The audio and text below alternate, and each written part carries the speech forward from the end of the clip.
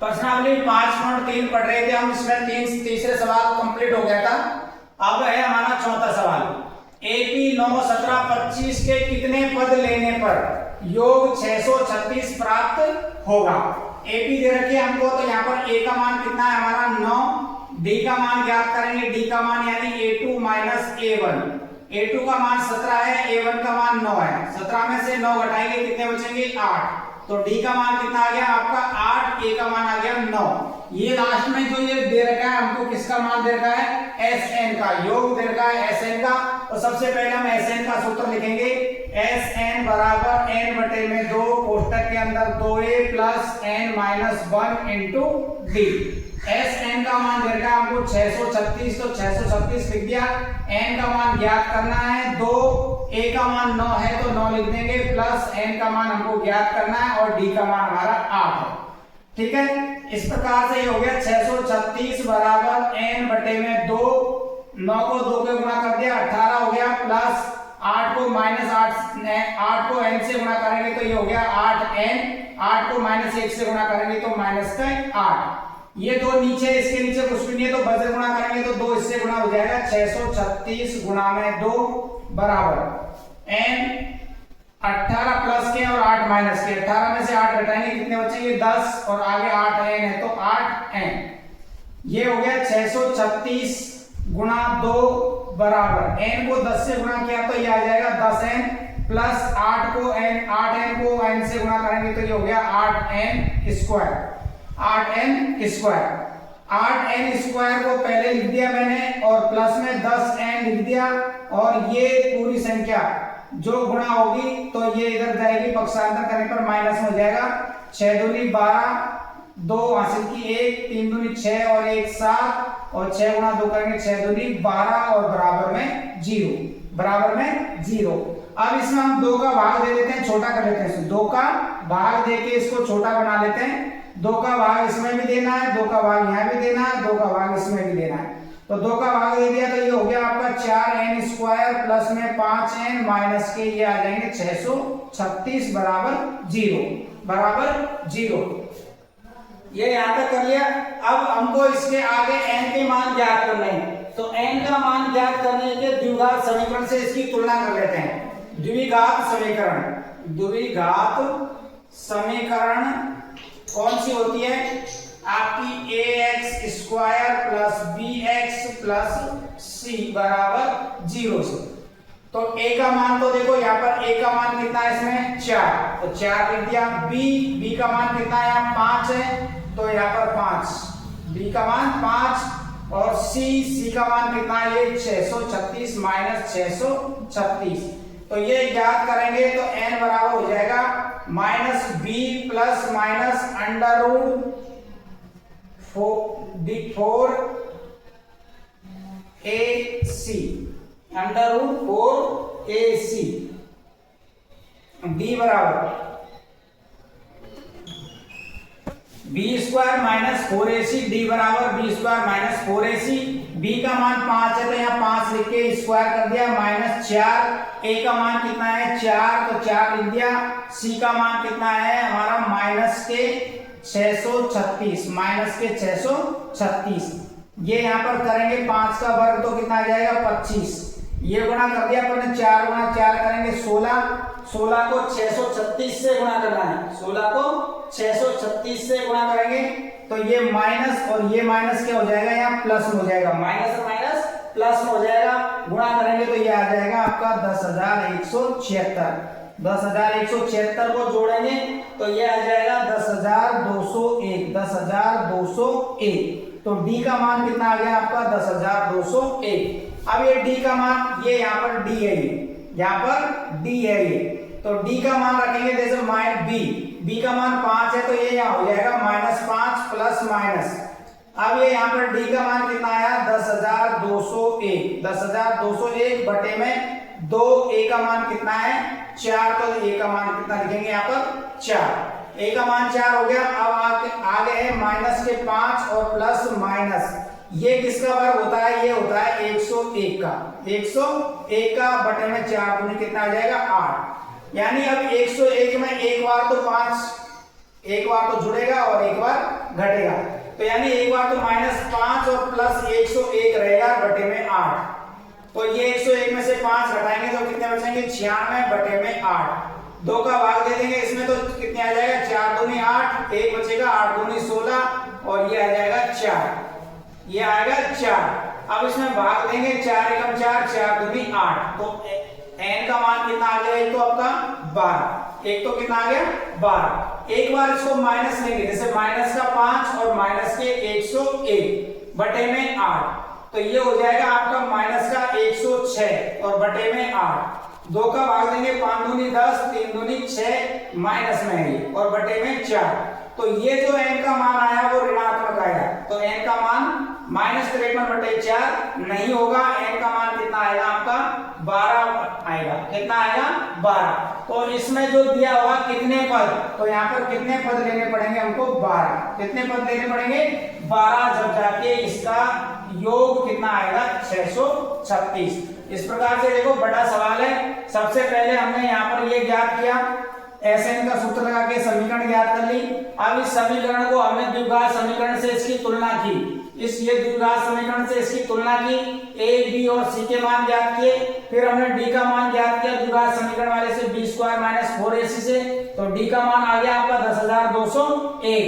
फिर हमको n का मान ज्ञात करना है -b ±√d बटे में 2a। तो यहाँ पर d का मान रख दिया हमने 10,201, जो किसका वर्ग होता है 101 का, तो इसका वर्गमूल कितना आ जाएगा 101। तो यहाँ पर प्लस और माइनस होता है, तो एक बार तो हम प्लस में लेंगे और एक बार माइनस में। प्लस में लिया तो यहाँ पर n का मान कितना है 12, माइनस में लेते हैं तो यहाँ पर n का मान आता है माइनस।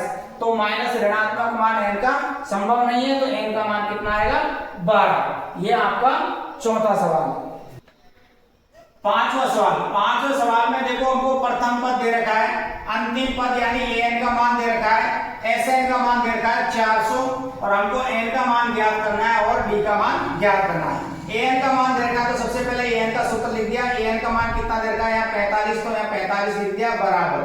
a का मान कितना दे रखा है प्रथम पद 5, तो यहाँ पर 5 लिख दिया।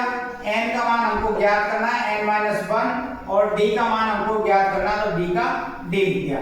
अब ये 5 को हमने पक्षांतर कर लिया, तो ये हो जाएगा आपका n-1 इंटू d बराबर 40 - 45 - 5, 45 - 5। तो ये आ गया आपका n-1 इंटू d बराबर कितना आ गया 40। ये आ गया आपकी समीकरण नंबर 1। समीकरण नंबर 1। अब Sn का मान दे रखा है, Sn का सूत्र लिखेंगे Sn बराबर n बटे में 2 कोष्टक के अंदर 2a plus n-1 into d। Sn का मान हमको 400 दे रखा है, तो 400 n बटे 2 का n बटे 2, 2a का मान 5 दे रखा है 5, n-1 और d का d रख दिया मान।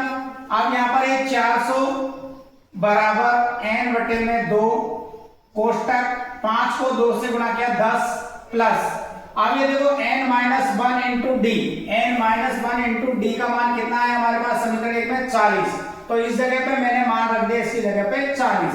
तो ये हो गया आपका 400 बराबर n बटे में 2, 40 और 10 जोड़ेंगे तो कितना आ जाएगा 50। 50 में 2 का भाग दे दिया, कितनी बार गया 25 बार। कितनी बार गया 25 बार। n का मान तो ये हो गया आपका n 25, तो ये ऊपर n बराबर हो जाएगा 400 और बटे में कितना आ जाएगा 25। 400 बटे में 25। 5 का भाग दे दिया इसमें हमने 5 बार, 5 का भाग दे दिया इसमें हमने 80 बार। अब ये ऊपर तो अपना 80 बच गया, नीचे बच गया 5। 5 का भाग हमने 80 में दिया, कितनी बार जाएगा 16 बार। तो n बराबर कितना आ जाएगा 16।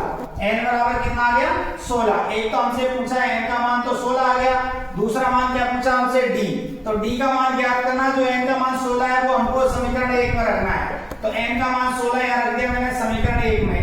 यहाँ लिख दो n बराबर 16 समीकरण 1 में रखने पर, समीकरण 1 में रखने पर।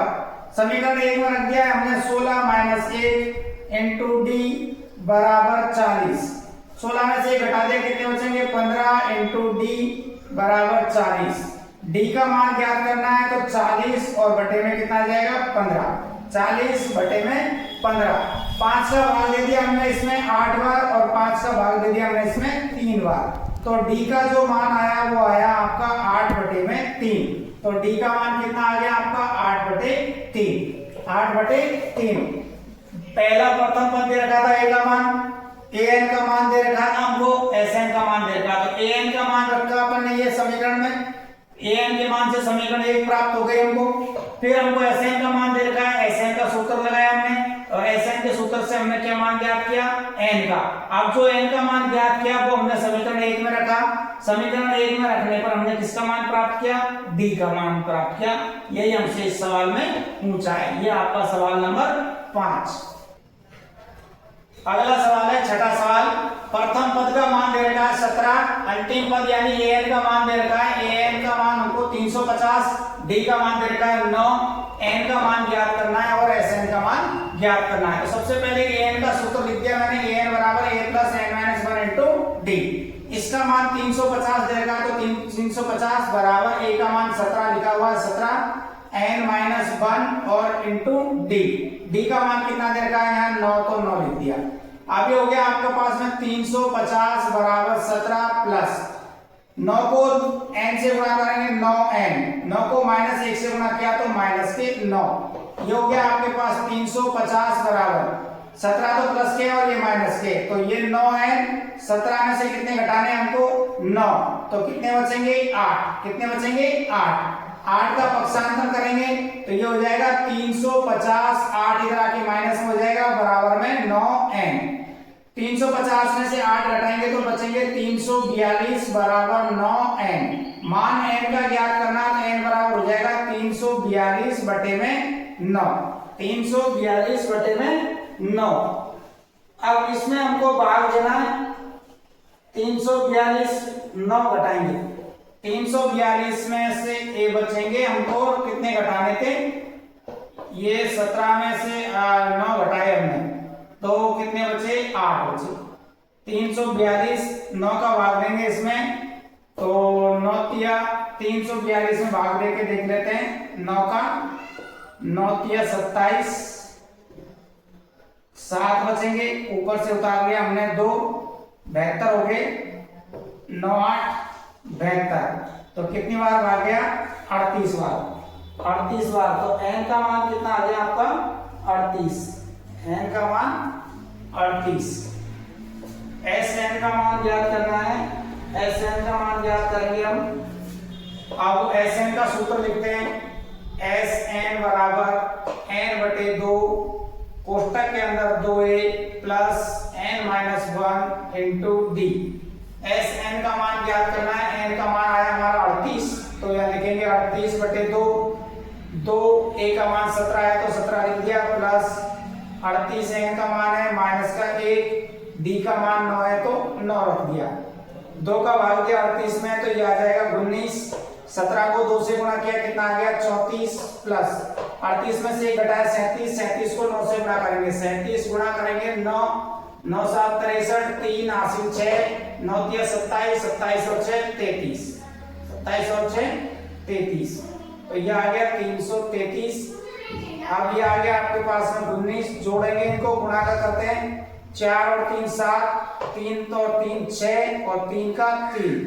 अब इसको गुणा करना है हमको 19 को और 367 को, ये आएगा 6973। 6973। तो sn का मान आया हमारा, sn यानी 38, n पद का मान 38 है तो 38, s 38 बराबर आ गया 6973। 6973। देखो इस प्रकार इसमें हमने a का मान दे रखा था, a का मान दे रखा है, an का दे रखा है, d का मान दे रखा था। सबसे पहले an का सूत्र लगा के हमने n का मान निकाल लिया, कितना आया आपका 38। कितना आया 38। अब ये हमको sn का सूत्र लिखना है, sn का सूत्र लिख दिया हमने। sn का सूत्र में n का मान रखा हुआ था, हमारा n का मान आ गया, a का मान है, d का मान है, तो sn, n का मान 38 है तो s 38 का मान कितना आ गया 6973। 6973।